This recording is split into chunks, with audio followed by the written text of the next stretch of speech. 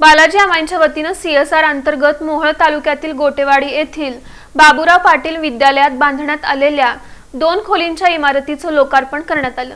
मोहोळ तालुक्यातील गोटेवाडी येथील बाबूराव पाटील विद्यालयाला सीएसआर अंतर्गत 2 वर्गखोल्यांची इमारत बांधून या इमारतीचं लोकार्पण बालाजी आमांच्या सीएसआर अंतर्गत बालाजी आमांचे तांत्रिक सल्लागार मल्लीनाथ बिराजदार यांच्या हस्ते करण्यात आलं। या प्रसंगी शाळेचे मुख्याध्यापक रामचंद्र पाटील यांनी बालाजी आमांचे व्यवस्थापकीय संचालक राम रेड्डी आणि संचालक मंडळाचे आभार मानले।